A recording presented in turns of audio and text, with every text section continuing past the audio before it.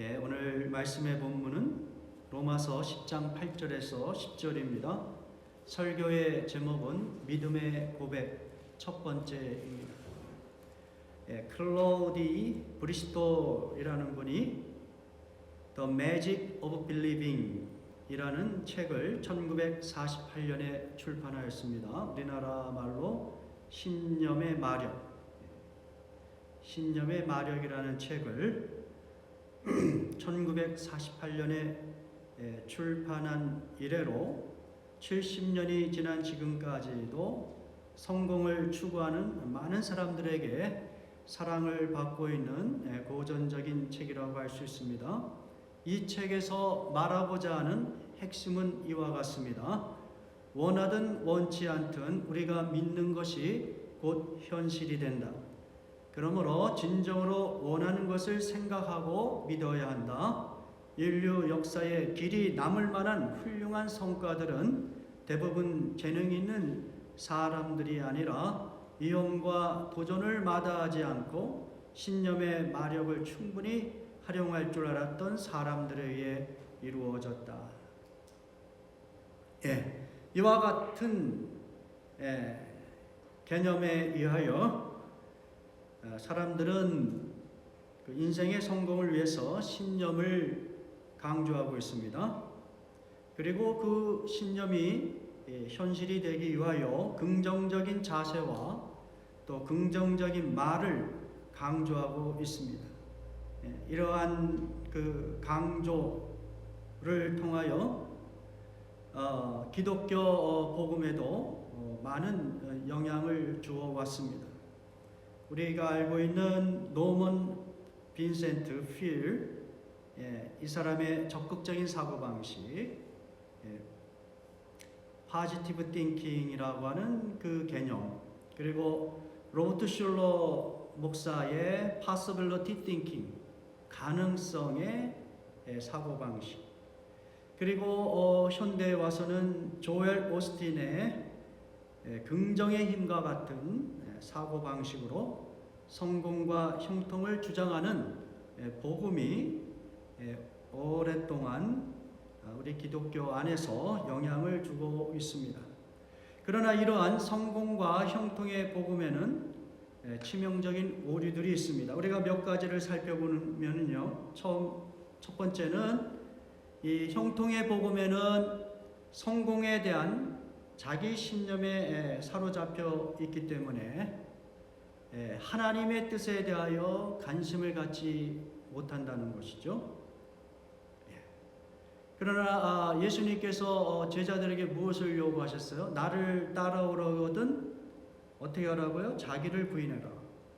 자기를 부인하고 날마다 제 십자가를 지고 나를 쫓아와야 된다. 근데 이 형통의 복음에는 이런 하나님의 뜻 앞에 자기를 부인하지 못하는, 자기가 어떤 확신하고 있는 것을 고집하는 그런 경향이 있다는 것이죠. 이런 데서 문제가 있는 것이고요. 두 번째, 자기의 신념은 결국 자기의 탐욕으로부터 온 것이라는 것입니다. 성경에서는 온갖 죄가 어디로부터 나오냐면 이 탐욕으로부터 온다고 이야기하고 있어요. 자세히 살펴보면 신념이나 확신의 그 근원을 이렇게 쫓아가 보면 결국은 자기의 욕망으로부터 온다는 것이죠. 그래서 이러한 신념으로 세상 속에서 여러 가지 업적을 만들고 성공을 하였을지는 모르지만, 그러나 하나님의 나라의 관점에서 보면은 별 도움이 되지 않는 그런 오류가 있다는 것입니다. 마지막으로 세 번째, 우리가 이 오류를 살펴본다면 이 자기의 확신이나 이 신념은 결국은 자기의 생각, 계획, 판단을 의지하여 인생을 살아가는 것이죠. 그러니까 자기 인생의 주인은 하나님이 아니라 자기가 되는 것이에요. 성공을 위해서, 형통한 삶을 위해서, 업적을 만들기 위하여 자기가 하나님이 돼요.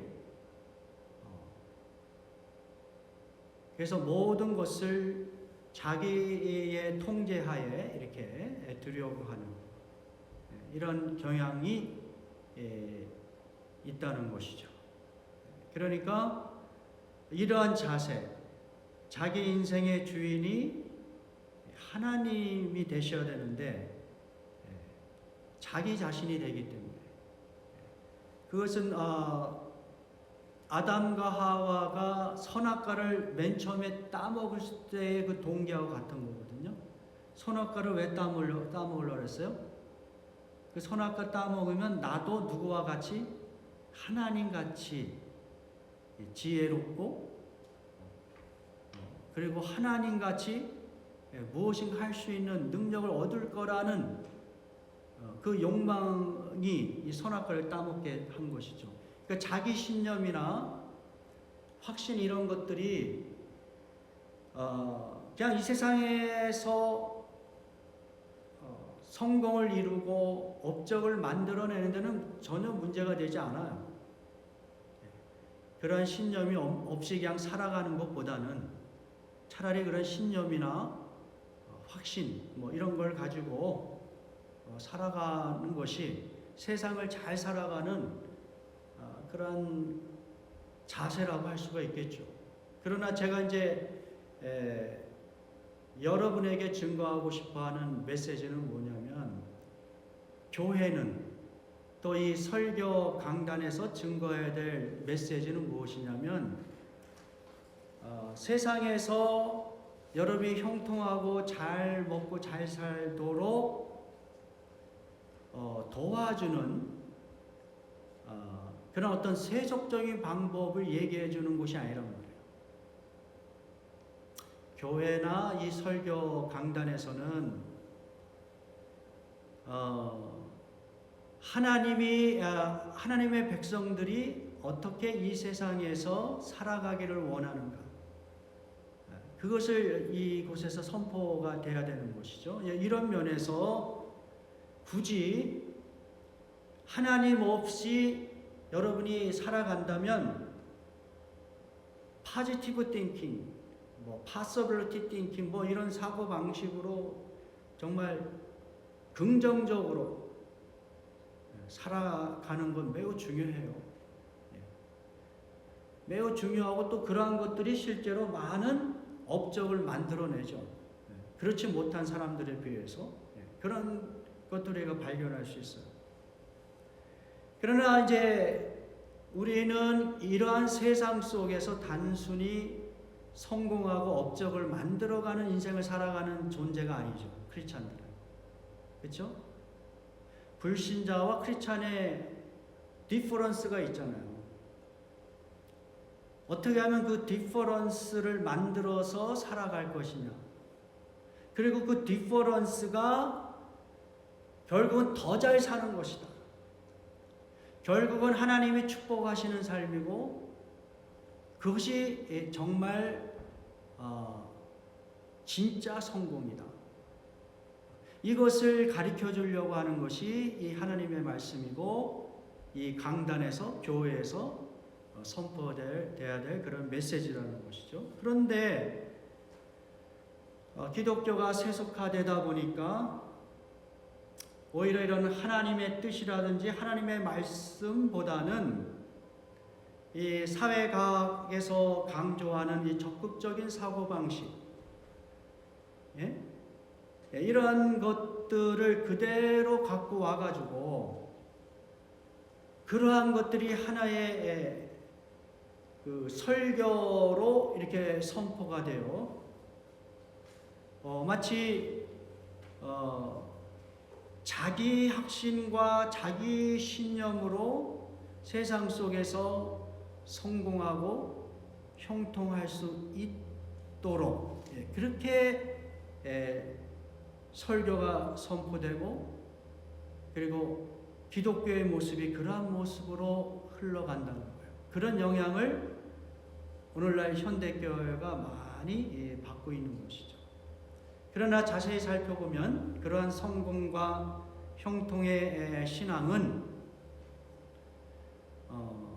우리가 앞에서 세 가지 그 오류를 살펴본 것과 같이 그것은 하나님 앞에서 교만한 것이고 또 하나님을 신뢰하지 못하는 것이고 결국은 하나님의 인정을 받지 못하는 가짜 복음으로 판명이 될 것이라는 것입니다.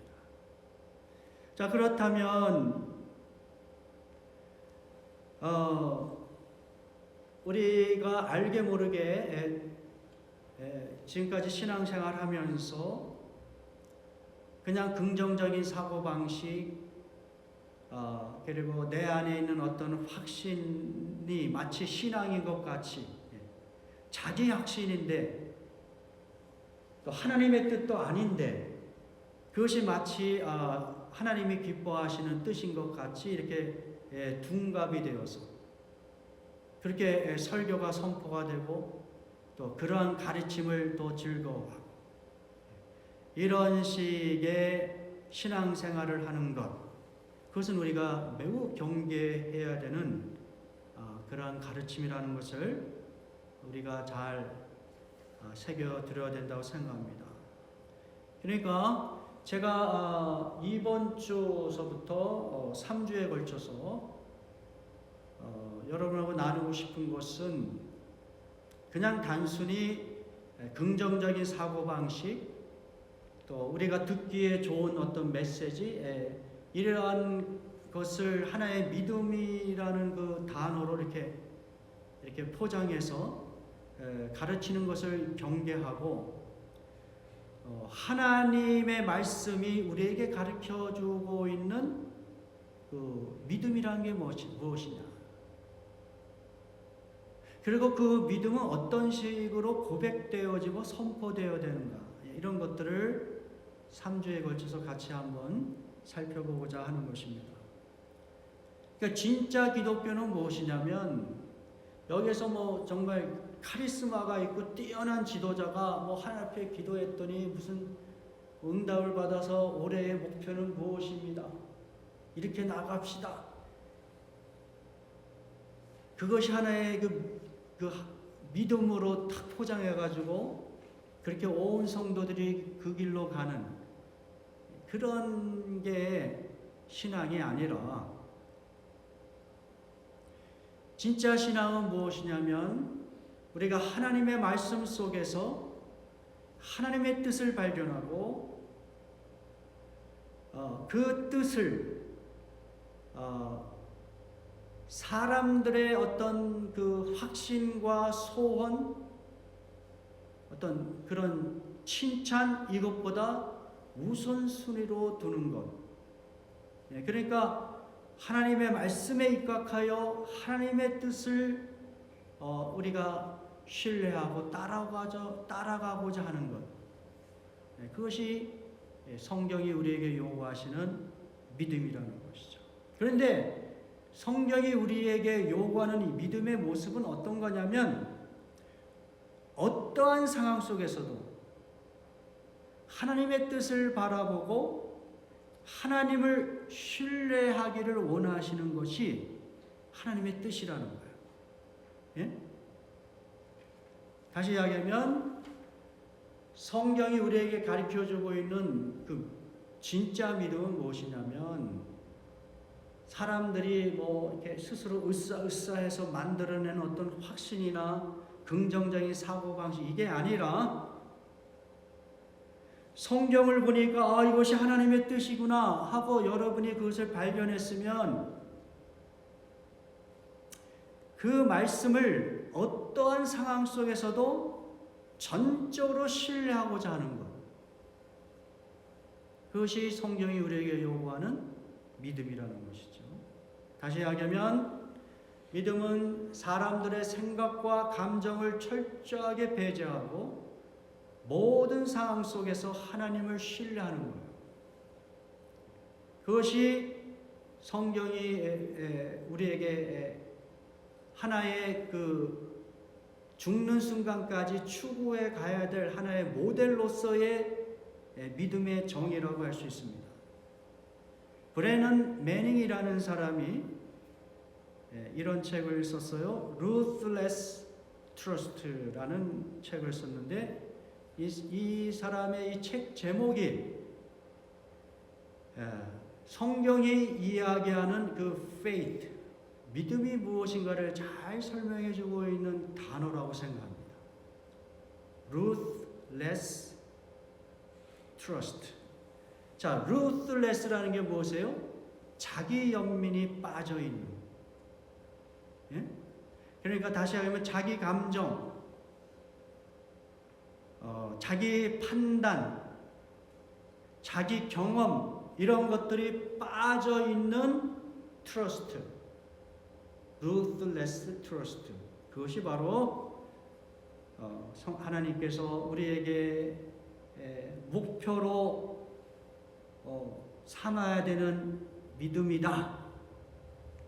이렇게 강조하고 있는 것입니다. 고린도후서 5장 7절에 바울이 그렇게 고백하죠. 우리는 보는 것으로 살아가는 것이 아니라 믿음으로 살아가는 것이다. We live by faith, not by sight. 자, 여러분, 성도들은 보는 것으로 살아가지 않고 믿음으로 살아간다고 이야기하고 있어요. 믿음이 무엇이냐? 여러분이 보는 것을 어떻게 배제시켜 버리는 거예요. 이 본다고 하는 것은 우리의 오감을 대표하는 단어예요. 보고, 느끼고, 듣고, 냄새 맡고, 맛을 보는 것. 거기에 의지하여 우리는 어때요? 판단을 내리고 이성을 사용하고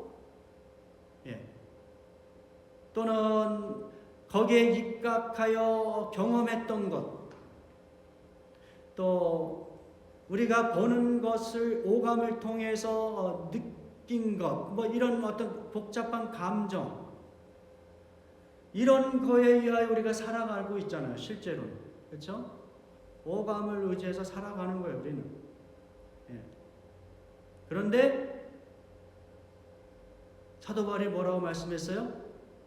야, 크리스찬들은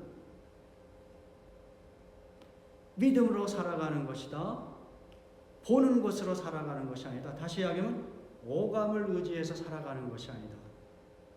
그렇다면 믿음이라고 하는 것은 그 오감의 어떤 그 한계를 뚫고서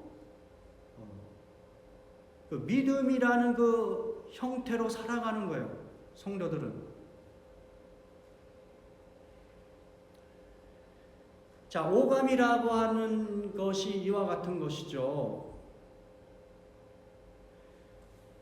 우리가 이 지구에 살아가면서 우리 눈에 보이는 것을 의지한다는 게 뭐겠어요? 예를 들어서 달이 우리 눈으로 볼 때는 아주 가장 큰 별이지만, 그러나 우주의 관점에서 이 달을 한번 생각해 보세요. 우리가 지구에 두 발을 딛고서 바라보는 별은, 이 달은 다른 별들에 비해 엄청 크고 밝잖아요. 그런데 우주의 관점에서 보면 어떻습니까? 우리가 눈에 보이는 별들은 매우 작고 희미해요. 이 달에 비해서. 그러나 우주의 관점에서 보면 그 별이 우리 눈에 그렇게 크고 밝게 보이는 달보다 몇 배, 몇십 배 더 큰 그러한 별이란 말이에요. 그러니까 지구라고 하는 이곳에서 우리가 느끼는 이 오감의 형식으로 보는 그 관점에서, 야, 우리가 보는 이 달이 저 희미한 별보다 엄청 커, 이렇게 얘기한다는 것, 그런 어떤 신념과 확신을 갖는다는 것, 그것이 얼마나 큰 오류냐 이거예요. 마찬가지예요. 하나님께서 단순히 이 땅을 어떤 물질적인 세계의 관점에서만 통치하지 아니하시고 오히려 성경은 물질보다 더 근원적인 것을 보이지 않는 세계로 이렇게 우리에게 설정해서 말씀하신단 말이에요. 영의 세계로. 보이는 것은 오감으로 우리가 느끼고 경험하는 이 보이는 세상은 보이지 않는 것의 하나의 그림자와 같이 그렇게 설명을 한단 말이에요. 우주의 관점에서 보면 그게 이해가 되는 거예요. 근데 우리는 이 지구에 살아있는 이 관점에서만 오감을 의지해서 이것이 하나의 어떤 내가 살아가는 하나의 신념이 되고 내가 살아가는 어떤 성공의 잣대가 된다면 그것은 굉장한 실수가 될 수 있다. 특별히 하나님의 구원의 관점에서는 더욱더 그렇다는 거예요. 그래서 크리스찬들은 오감에 의지해서 사는 것이 아니라 무엇에 의지해서 살아요? 믿음으로 사는 것이다. 이렇게 말씀하고 있는 것입니다. 몇 가지 예를 들어봅니다.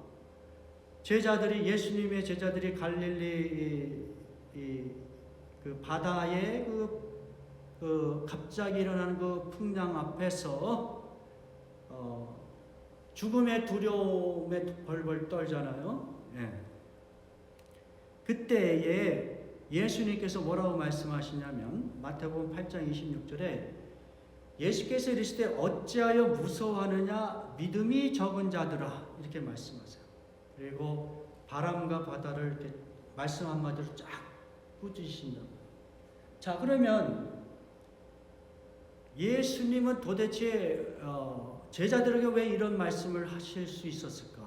자, 여러분이 제자였다면 갑자기 그 풍랑이 일어나고 말이에요. 바람이 막 엄청나게 불고 자기가 타고 있는 배가 언제든지 뒤집어질 것 같고 그래서 막 죽음의 공포 속에 빠지는 것 충분히 우리가 이해하고 상상할 수 있지 않겠어요? 누구든지 그럴 거 아니에요. 당연한 거라고요. 우리 오감을 갖고 의지하고 살아가는 우리에게는 너무 당연한 거예요. 풍랑이 일고 죽음의 공포가 왔을 때는 두려워하는 거예요. 벌벌 떠는 거예요. 옆에 예수님이 있어도 그냥 벌벌 떨 수밖에 없는 그게 오감으로 의지하여 사는 우리에게는 당연한 거다. 그렇죠? 예수님이 그걸 이해 못 하시겠어요? 근데 예수님의 제자들에게 무엇을 도전하는 거냐면 야, 눈에 보는 것으로만 의지해서 살지 마라. 믿음으로 사는 것이 크리스찬이야. 그거 말씀하려니까 뭐라 그러는 거예요? 예? 꾸짖으시는 거예요. 어찌하여 무서워하느냐? 믿음이 적은 자들아. 이게 사실 말이 안 되는 거예요. 우리는 이 몸의 존재, 육체의 존재잖아요. 당연히 두려워하고 벌벌 떨어야죠. 그렇죠? 죽음 앞에서 공포를 느끼는 건 당연하죠. 그거를 예수님이 이해 못하는 게 아니에요. 다 아시지만은 그러나 네가 믿음이라는 것은 네가 눈으로 경험하고 느끼고 어떤 그렇게 해서 얻어지는 그 공포마저도 네가 극복해 나갈 수 있는 것이 무엇인지 아냐? 뭐라고요? 믿음이라는 거예요. 그래서 믿음이 적은 자들아 이렇게 믿음을 네가 더 키워라. 너의 인생에 있어서 믿음이 너의 삶의 하나의 큰 기둥이 되어야 된다. 그 믿음으로 네가 세상을 이겨내야 돼. 그 두려움을 이겨내야 돼. 죽음의 두려움마저도 네가 이겨낼 수 있는 것이 무엇인지 알아? 믿음이야. 믿음을 좀 더 키워. 그게 뭐예요? 예수님께서 꾸짖으시면서 어찌하여 무서워하느냐? 믿음이 적은 자들아. 이렇게 제자들에게 말씀하시는 것이죠. 또 하나를 예로 든다면 가나안 여인이 자기 딸이 악한 귀신이 걸려서 이제 예수님 앞에 찾아와서 나의 딸을 고쳐주옵소서. 그럴 때 예수님이 뭐라고 말씀하시냐면 이렇게 말씀하세요. 자녀의 떡을 취하여 개들에게 던짐이 마땅하지 않다. 그러니까 이제 예수님 당시에 유대인들은 이방인들을 다 무엇으로 표현했어요? 개라고 표현했거든요. 개. 그러니까 이 가나안 여인은 이방인 여인이잖아요. 그러니까 예수님은 유대인 남자란 말이에요. 그러니까 도움을 유대인 남자에게 요청하고 있으니까 예수님은 자녀의 떡을 취하여 개들에게 던짐이 마땅하지 않다. 다시 이야기하면 예수님의 이 치유하신 복음, 이러한 것들이 일단은 유대인들에게 주기 위한 것인데 너희 이방인들에게 그것을 나눠주는 것은 마땅한 것이 아니다 이렇게 얘기하십니다. 자, 이렇게 얘기했을 때 여러분이 당사자로 생각해 보세요. 그 가나안 여인이라고 생각해 보세요. 자존심 상하지 않겠어요? 자, 여기서 우리가 질문을 해봐야 돼요. 예수님이 이런 분인가? 예수님이 이런 분인가? 예수님이 그런 분이세요? 도움을 요청하는 이방인 여인에게 야, 걔들에게 하나님의 선택받은 백성이 주는 이 떡을 너희 이방인들에게 주는 거 이거 옳은 거 아니야? 이게 예수님의 성품하고 일치해요? 일치 안 해요. 그러니까 이런 이야기를 하셨다는 얘기는 예수님이 어떤 의도가 있다는 얘기예요. 예수님의 성품하고 일치하지 않잖아요. 이 여인을 향한 어떤 의도가 있는 거예요. 의도. 지금 여러분이 이 여인이라고 생각했을 때는 그런 말을 들었을 때 어떻게 했어요? 자존심 엄청 상하지 않아요? 야, 내가 정말 내 딸을 위해서 왔지만 내 자존심 상해서 안 되겠다. 우리를 개라고 그래? 내가 예수님 이렇게 안 봤는데 나를 이렇게 홀대해? 그리고 그 자리에서 딱 박차고 떠나지 않겠어요? 저 같으면 그럴 것 같아요. 여러분은 어떨지 모르겠어요. 근데 성경에서 보면 이 가나안 여인은 그 자존심 상한 것을 꽉 억누르고 뭐라고 예수님께 답변하냐면 주여 올소이다마는 개들도 제 주인의 상에서 떨어지는 부스러기를 먹나이다. 그러니까 하나님의 백성들이 받는 그 하나님의 은총, 치유하심, 그 구원, 그거를 저는 포기하지 아니하고 받기를 원합니다. 예수님이 저의 자존심 되게 정말 상하게 하고 정말 기분 나쁘게 하셨지만 저는 그것마저도 감당하겠습니다. 예수님, 저의 소원을 응답해 주옵소서. 내 딸을 치유하시고 나를 구원해 주옵소서. 그 고백을 지금 이렇게 하고 있는 거예요. 그때에 예수님이 뭐라고 말씀하세요? 여자야, 내 믿음이 크도다. 내 소원대로 되리라 하시니 그 시로부터 그의 딸이 나았다 이렇게 되어 있어요. 예? 예수님이 보시고자 하는 것이 무엇이었겠어요? 예? 자, 믿음이라고 하는 것은 너희가 이 땅에서 시련을 당하고 자존심이 상하고 그리고 믿음의 길, 신앙의 길 가고 싶은데 그거 정말 쉽지 않아서 많은 사람들이 방해하잖아요. 그렇죠? 신앙생활 하기 어려울 정도로 그렇게 여러 가지 환경들이 우리를 어렵게 하는 그러한 세상을 우리가 살아가고 있단 말이에요. 또는 신앙이라는 것 때문에 내 친구들 사이에서 또는 내 가족들 사이에서 오히려 자존심을 상한 자존심을 이렇게 상하게 하는 그런 경험도 하잖아요. 야, 네가 뭐 예수님 믿는다고 하는데 뭐 나 예수님 믿지 않아도 너보다 지금 세상 잘 살고 있어. 너보다 건강하고 너보다 돈 잘 벌고, 예? 별 얘기 다 하잖아요. 여러분이 신앙 생활을 할 때에 그런 경우들 많이 하잖아요. 그렇죠? 자, 그럴 때 그러면 여러분 어떻게 하시겠어요? 아유, 내가 신앙생활 하면 뭐해? 신앙이 있으면 뭐해? 내 생활의 문제가 제대로 해결이 안 되고 여전히 이렇게 어렵고 힘든데 무슨 하나님 내 기도 응답해 주시는 것 같지도 않고 도대체 신앙생활에 베네핏이 없어. 그리고 여러분 신앙생활 포기하시겠어요? 그러한 모든 자존심 상하는 것을 어떻게 해요? 극복해 나갈 수 있는 것이 무엇이다? 믿음이다. 예수님은 이 가나안 여인에게 그 믿음을 이렇게 드러내기를 원하셨던 거예요. 야, 이렇게 자존심 상하고 내가 이 길 잘못 왔나? 이런 어떤 형편 속에서도 끝까지 하나님의 은총과 하나님의 구원을 기대하면서, 예? 그 신앙의 그 끈을 놓지 않는 그게 뭐예요? 그게 믿음이다 이거예요. 여러분이 이 세상 속에서 신앙 때문에 경험하는 모든 손해, 자존심 상하는 거, 억울한 거, 그것마저도 극복해 나갈 수 있는 게 무엇이다? 믿음이다. 그런데 이 가나안 여인이 그 믿음이 있단 말이에요.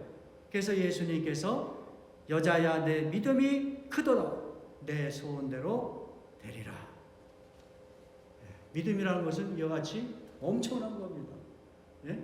우리의 오감으로는 도저히 받아들일 수 없는 이 여러 가지 상황들을 다 극복해 나갈 수 있는 것이 뭐예요? 믿음이에요. 그래서 예수님은 큰 믿음을 칭찬하십니다. 그러니까 이 믿음이라는 것이 일정하지 않단 말이에요. 어떤 사람은 작은 믿음, 어떤 사람은 중간 믿음, 어떤 사람은 큰 믿음.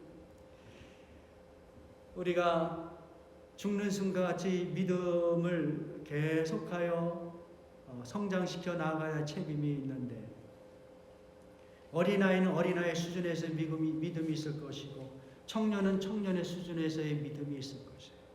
여러분이 어떤 상황에 있든지 그 속에서 인생의 모든 부정적이고 어려운 것들을 어떻게 해요? 극복해 나갈 수 있는 게 무엇이라고요? 믿음이라는 거예요. 그래서 예수님은 이 땅에 다시 오실 때에 세상에서 성공한 사람들을 찾는 것이 아니라 누구를 찾는다고 하셨어요?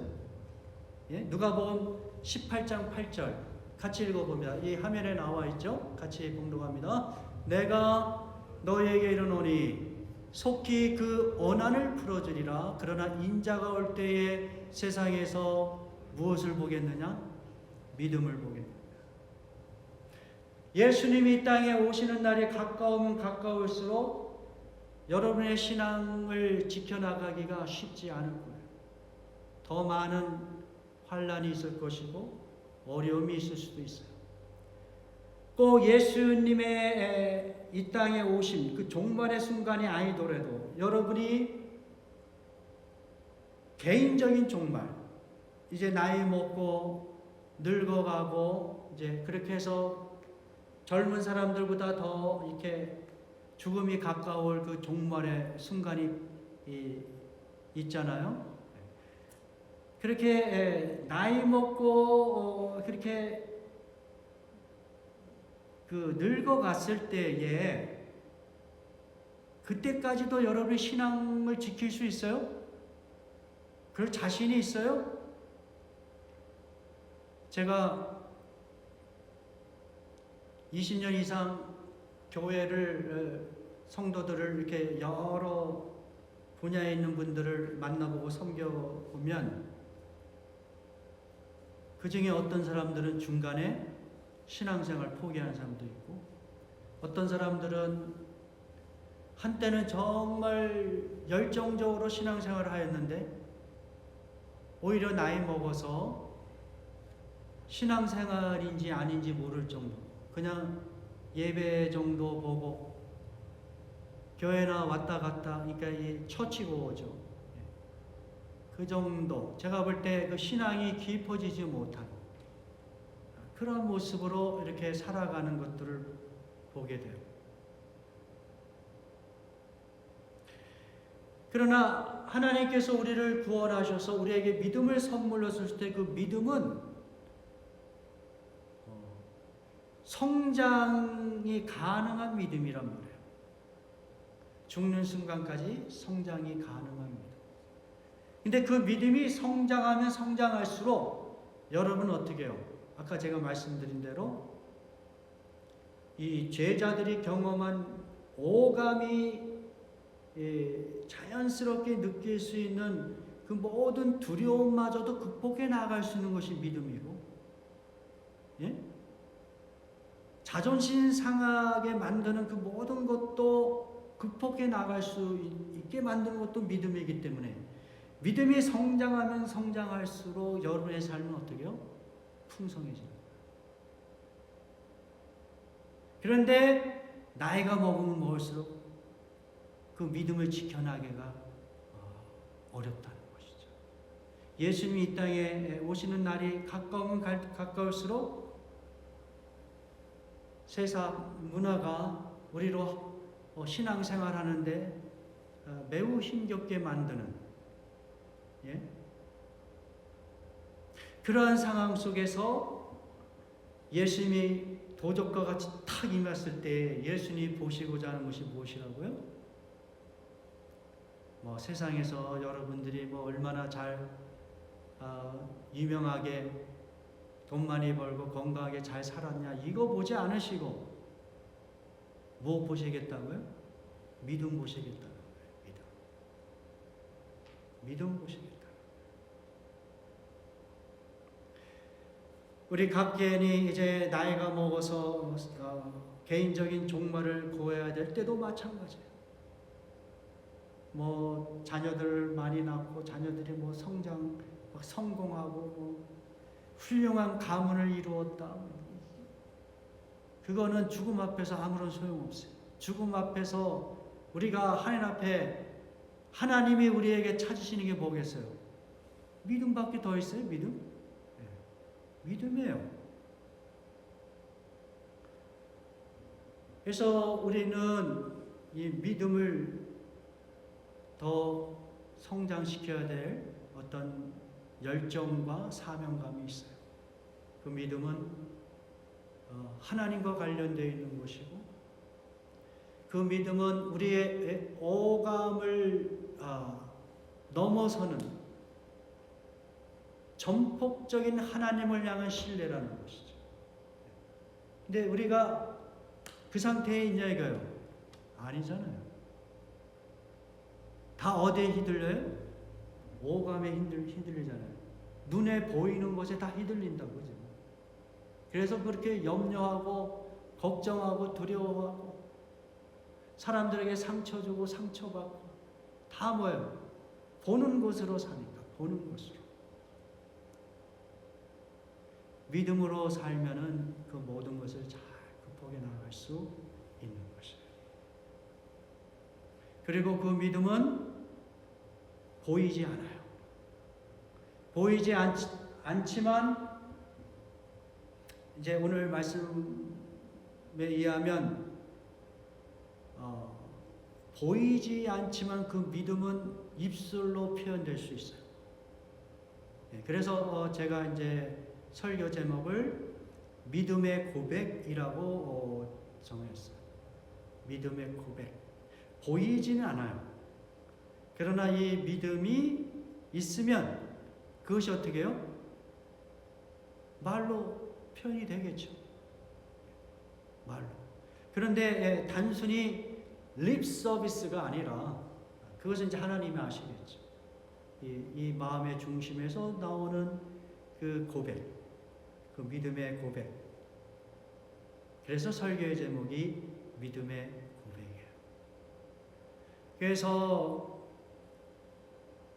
이번 주 간략하게나마 이번 주는 하나님을 향한 믿음의 고백을 우리가 간략하게 살펴보고, 다음 주는 나 자신을 향한 믿음의 고백이 무엇인가 그거 생각해. 그 다음 주는 내가 만나는 사람들을 향한 믿음의 고백이 무엇이냐, 이런 것들 우리가 같이 생각하고 적용하는 시간을 갖기를 원합니다. 자, 오늘 본문 말씀 제가 빨리 진행을 할게요.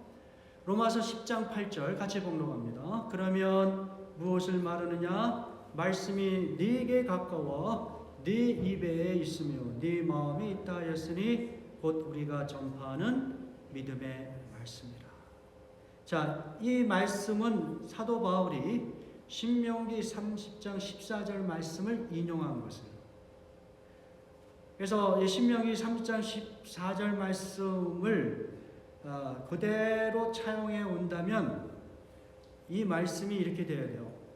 그러면 무엇을 말하느냐? 말씀이 심히 내게 가깝다, 이렇게 차용이 되어야 되는 것이죠. 신명기 30장 14절은 그렇게 강조가 되어 있는 거예요. 그러면 이 말씀이라는 게 뭐예요? 하나님의 말씀이잖아요.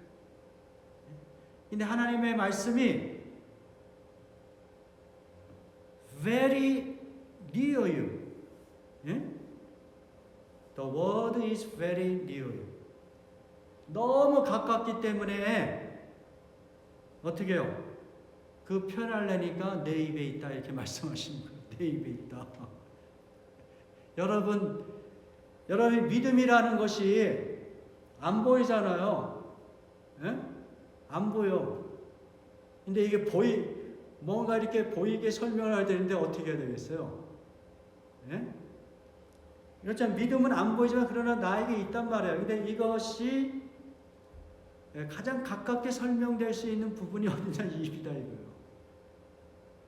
자, 하나님의 말씀이 내게 very near, 매우 가깝다라는 얘기는 다른 말로 이야기하면 하나님이 여러분에게 어떻게 해요? 매우 가까이 계신 거예요. 그냥 하나님의 말씀에서 그냥 이렇게 뭐 이렇게 할 게 아니에요. 왜냐하면 성경이 이야기하는 이 말씀은 세상을 창조하는 말씀이란 말이에요. 생명을 만드는 말씀이에요. 말씀은 곧 하나님이에요. 그리고 이 로마서에 의하면 그 말씀이 곧 뭐예요? 복음이고 예수 그리스도란 말이에요. 예? 그러니까 말씀이 very near you 이렇게 얘기하는 것은 하나님이 여러분의 삶 속에 아주 가까이 계십니다. 예? 근데 이거 어떻게 알아? 보이지도 않아. 어떻게 알아? 그래서 뭐라 그러는 거예요? 믿음의 말씀이다, 이렇게 말씀하는 거예요. 믿음이 요구된다는 거예요. 믿음이. 예? 하나님을 만나기 위하여, 구원을 받기 위하여, 진리를 찾기 위하여 무슨 뭐 산에 올라가서 찾고 바다에 내려가서 찾는 것이 아니라 그 진리, 그 구원, 그 하나님은 어디에 계세요? 여러분 입술 가까이, 매우 가깝게 계세요. 그것을 믿기만 하면, 근데 그 믿음은 보이지 않아요. 그 믿는 대상도 보이지 않아요. 근데 그것이 표현될 수 있는 그 방법이 뭐예요? 고백이에요. 입술로 고백하는 거예요. 그래서 믿음은 고백되어야 돼요. 자, 이 고백된다는 것이 말이에요, 단순한 고백이 아니라는 것이죠. 자, 로마서 10장 9절 10절 같이 봉독합니다. 로마서 10장 9절 10절 시작. 내가 만일 내 입으로 예수를 주로 시인하며 또 하나님께서 그를 죽은 자 가운데서 살리신 것을 내 마음에 믿으면 구원을 받으리라. 사람이 마음으로 믿어 의에 이르고 입으로 시인하여 구원에 이르니라. 자, 이 보이지 않는 것이 믿음이라는 것을 통하여 입술로의 표현이 돼요. 근데 그 입술로 고백된 내용이 무엇이냐면 뭐라고 되어 있어요? 예수는 주님이십니다. Jesus is Lord. 이때 Lord는 헬라어로 Curious예요. Curious. 그런데 이 Curious라는 이 헬라어 단어는 구약 성경이 히브리어로 되어 있잖아요. 이것을 헬라어로 번역한 것이 70인역인데 그 헬라어로 번역할 때 히브리어로 하나님을 표현하는 야훼라는 단어가 헬라어로는 무엇을 표현돼요? Curious로 표현이 되는 거예요. Curious. 다시 이야기하면 예수가 야훼다 이렇게 고백하는 거예요. 예수가 유대인의 입장에서 보면 너희가 믿고 있는 구약에서 너희들이 만난 야훼 하나님이 예수다 이렇게 고백하는 거예요. 자, 이러한 고백을 크리스찬들이 할 때에 그것을 듣는 유대인들의 입장에서는 어떻게 했어요? 엄청난 충격이죠. 응? 저 나사렛의 그 시골 청년이 십자가에 못 박혀 돌아가신 저 정말 세상에서 하나님을 모독한 죄로 정죄받은 저 청년이 야훼 하나님이라고 이게 말이 돼? 여러분 이성적으로 그게 용납이 되겠습니까? 지금 성경에서는 예수를 주로 시인한다는 것이 매우 밋밋하게 표현이 되어 있지만 실제로 그 초대교회 당시에 회당에서 거기에는 유대인들이 막 모여 있던 거예요. 그 속에서 그 유대인 공동체 속에서 예수님이 오늘 여러분이 구약에서 읽은 야훼 하나님이십니다. 그분이 큐리오스입니다. 이렇게 입술로 고백할 때 여러분 어떤 상황을 맞닥뜨리겠습니까? 매우 위험한 거죠. 매우 위험한 거예요. 그것을 극복해 하여 표현된 것이 입술의 고백이라는 거예요. 그러니까 이 고백은 립 서비스가 아닙니다. 또 한 가지, 이 큐리어스라는 단어는 로마 제국 시대의 황제를 가리켰을 때 사용하였던 단어이기도 해요.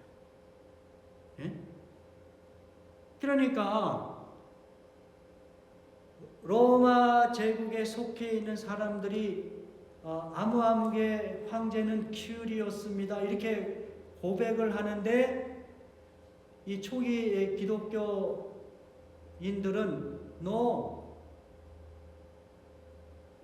로마 황제가 큐리오스가 아니라 우리가 믿는 예수 그리스도가 큐리오스다 이렇게 고백하는 겁니다. 자, 이렇게 됐을 때 이 기독교인들이 살아가는 그 로마 제국 그 사회 속에서 기독교인들이 어떠한 그 어려움을 경험했을까 상상이 되죠. 그것 때문에 잡을 잃기도 하고 직장에서 쫓겨나기도 하고 그것 때문에 죽기도 하고 감옥에 갇히기도 한 거예요. 그러니까 예수는 주다라고 하는 이 고백은 립 서비스가 아니에요. 유대인들로부터 자기 동족으로부터 핍박을 받을 수도 있고 급기야 이 로마 제국 전체 사회의 하나의 그 사회를 거부하는 그러한 이방 집단과 같은 그러한 따가운 눈초리로 살아갈 수도 있는 매우 위험한 고백이었습니다. 매우 위험한 고백. 그러니까 보세요. 자, 하나님의 말씀이 내 입에 very new 라는 얘기는 하나님이 정말 이 크리스찬의 삶 속에 멀리 있는 것이 아니다. 하늘에 있는 것도 아니고 땅 밑에 있는 것도 아니고 바로 너무 가깝게 계셔 하나님이.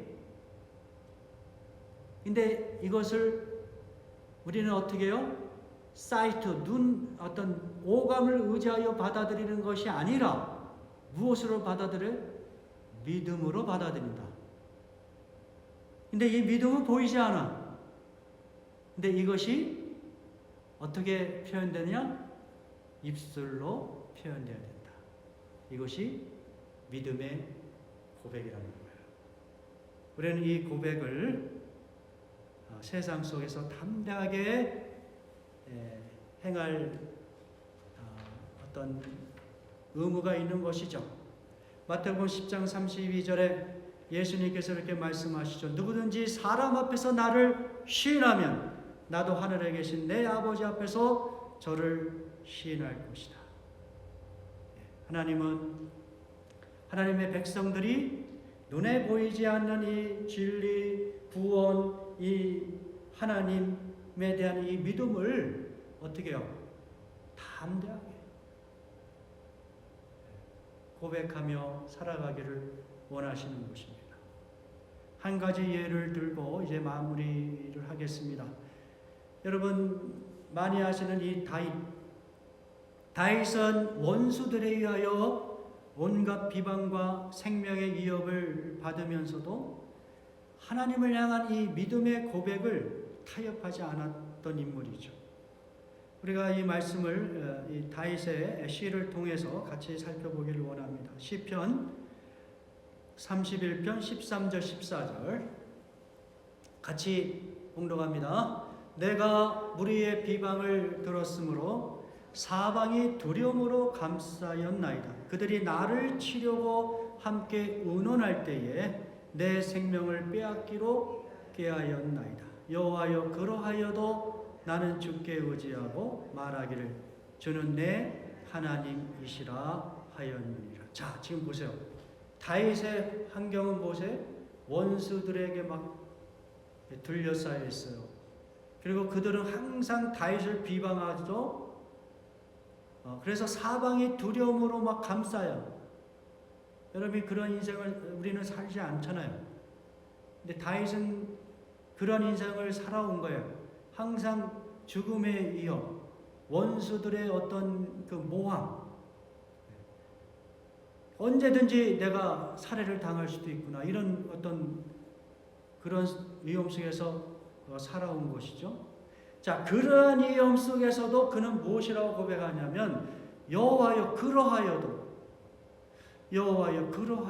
나는 주께 의지하고 말하기를 주는 내 하나님이시라. 예? 무슨 이야기입니까? 예? 아까 제가 말씀드린 것과 같은 거예요. 예수님의 12제자들이 이 갈릴리 바다에서 풍랑을 만나고 바람을 만날 때 막 두려움에 떨고 죽음의 위험 앞에서도 어떻게 해요? 그것을 극복해 나가려면 무엇이 필요하다고 했어요? 믿음이 필요하다고 했어요. 가나안 여인이 그 자존심 상하는 그러한 모든 상황까지도 극복해 나갈 수 있었던 것도 다 뭐예요? 믿음이에요. 지금 다윗도 마찬가지예요. 자기 주변 환경은 이렇게 정말 부정적이고 어렵고 힘들지만 그러나 그러하여도 나는 주께 의지하고 말하기를 주는 내 하나님이시다. 주는 내 하나님이시다. 하나님이 그렇게 나와 가까이 계시는데 뭐 이렇게 변하는 게 없어요. 하나님이 역사하는 것 같지 않아. 하나님이 과연 나를 지켜주시는 분인가? 거기에 대한 많은 회의가 있어요. 이 다윗도 그 경험을 한 거예요. 그래서 시편 31편에 보면 어떤 구절이 나오냐면 여호와께서 나를 버리셨다. 자기도 한때 그 고백을 했다는 거예요. 그 공포 앞에서, 그 두려움 앞에서, 그 상황은 변하지 않고. 그래서 여호와께서 나를 버리셨다. 그 고백을 했다는 거예요, 자기가. 그런데 나중에 그 모든 것을 극복해 나가는 그 과정 속에서 그가 이렇게 고백하는 것입니다. 시편 31편 19절. 우리 같이 이 말씀 봉독합니다. 주를 두려워한 자를 위하여 쌓아두신 은혜, 곧 인생 앞에서 주께 피하는 자를 위하여 베푸신 은혜가 어찌 그리 크신지요. 지금 당장에는 이해할 수 없어요. 왜 하나님은 역사하지 않지? 과연 하나님은 이렇게 정말 now very near 그렇게 가까이 계셔? 그렇게 해서 이해하지 못해서 뭐 하나님을 불평불만하고 그랬는데 나중에 보니까 뭐예요? 하나님께서 다윗을 위하여 은혜를 막 쌓아두신 거예요. 예? 오늘 여러분이 하나님을 신뢰하고 하나님의 뜻을 구하고 아버지의 영광을 구하면서 살아가는 그 과정 속에서 여러분을 두렵게 하고 여러분을 실패하게 만들고 여러분의 어려움을 경험하게 하는 그 과정이 이해가 안 되죠. 하나님 나 버리셨어요? 하나님 정말 나 사랑해요? 그 질문을 하잖아요. 근데 우리가 그때마다 이 다윗의 이 고백을 기억할 필요가 있어요. 그 기간이 뭐냐면 은혜를 쌓아두시는 기간이에요. 은혜를 쌓아두시는 기간. 예, 지나고 보니까 안 거지 뭐. 예, 은혜를 쌓아두실 기간이에요. 그래서 그 어렵고 힘든 상황 속에서도 하나님을 부인할 것이 아니라 하나님의 신실하심을 끝까지 붙잡으라. 그것이 우리가 하나님을 향하여 우리가 고백해야 될 믿음의 고백이다. 하나님은 신실하십니다. 지금 내가 이렇게 어려움을 경험하지만 그래도 하나님 나와 함께 하시죠? 이 고백하는 거예요, 여러분이 어려울 때. 예? 히브리서 11장 6절에 믿음이 없이는 기쁘시게 못하나니 하나님께 우리 같이 이 말씀 공독합니다. 히브리서 11장 6절 믿음이 없이는 기쁘시게 못하나니 하나님께 나아가는 자는 반드시 그가 계신 것과 또한 그가 자기를 찾는 자들에게 상 주시는 있음을 믿어야 할지니라.